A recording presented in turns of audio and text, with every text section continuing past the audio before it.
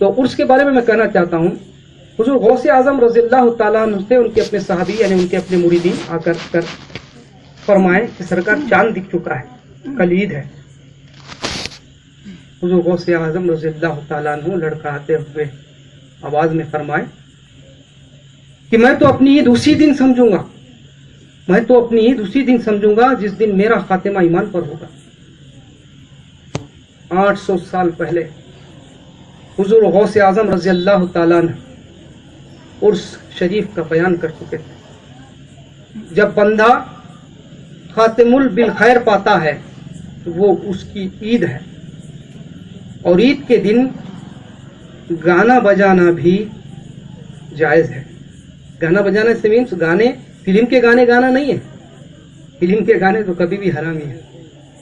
یعنی جو قوالی سرکار کی شان میں منقبت اللہ کی ہم یہ جو کہی جاتی ہے جس کو مباح کہا جاتا ہے، یہ بھی ہمارے لیے کچھ حد تک جائز ہو جاتا ہے۔ جو سننے والا فائدہ اٹھا سکتا ہے، نہ سننے والے کے لیے کوئی گناہ نہیں ہے۔ تو جب یہ عرس کو عید کا دن قرار دیا گیا ہے تو بندہ جب خاتم بالخیر ہو جاتا ہے تو اس کو چاہیے کہ وہ عید منائے، کیونکہ اللہ تعالیٰ قرآن میں حکم دیتا ہے کہ اللہ کی رحمت، جسے اللہ کا فضل ہو جاتا ہے، جس کو اللہ کی رحمت ملتی ہے، کہ اس کو چاہیے کہ خوشی منائے۔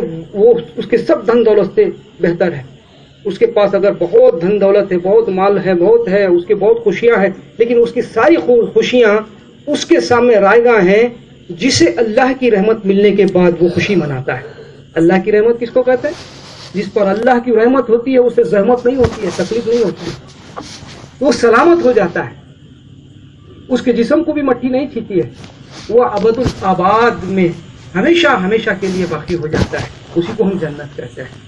اس کو اب کوئی کسی بھی حکم کی یہ کرنے کی ضرورت نہیں ہے، اس کے لیے کوئی شریعت لاگو نہیں ہے، وہ کامیاب ہو چکا ہے۔ ایسی کامیابی پر اسے جو خوشی منانا ہے وہ منانا چاہیے، اور اس خوشی منانے کے بارے میں اللہ تعالیٰ قرآن مجید میں فرما چکا ہے۔ یہ تھی عرس شریف سے متعلق بات۔ بھائیوں، بزرگوں اور دوستوں، اب تھوڑی بات میں عرس شریف کے بارے میں جو نیگیٹو پالیسی ہے اسے بھی میں بتا دینا چاہتا ہوں۔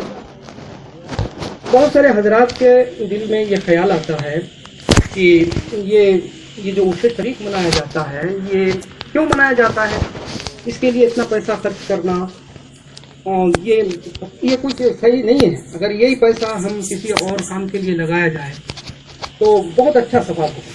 جیسے مان لیجیے کسی کی شادی کرنے کے لیے یا کسی کو کوئی بیماری کے لیے بھی پیسے کی ضرورت ہوتی ہے، تو عرس کرنے کے بجائے اگر کوئی یہ پیسے کو سیدھا کسی بیمار کو دے دیتا ہے یا کسی کی شادی کروا دیتا ہے تو یہ بہت بہتر ہے۔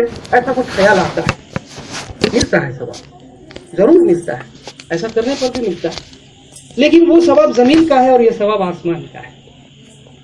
وہ ثواب زمین کا ہے۔ اگر ہم کسی کی شادی میں مدد کر دیتے ہیں تو کوئی ہمارے بچے کی شادی میں بھی مدد کر دیتا ہے۔ اگر ہم کسی کی بیماری کے لیے کوئی پیسہ خرچ کر دیتے ہیں تو ہماری بیماری کے لیے بھی کوئی پیسہ خرچ کر دے سکتا ہے۔ لیکن یہ عرس جو ہے یہ دین کا ثواب ہے، آخرت کا ثواب ہے۔ یہاں پر جو کھانا کھلایا جاتا ہے وہ کھانا تبرک ہے۔ میں نے آپ کو بتایا کہ تبرک اس کو کہتے ہیں جس کو کھانے کے بعد اس کی صفت پیدا ہوتی ہے، جو کھلا رہا ہے اس کی صفت ہمارے اندر پیدا ہوتی ہے، جو ہم خواہش کرتے ہیں۔ اللہ والوں کی صفت کے ہم سب خواہش مند ہیں، تو ہم جب تک کہ ان کا تبرک نہیں کھائیں گے صفت ہم کو ملنے والی نہیں ہے۔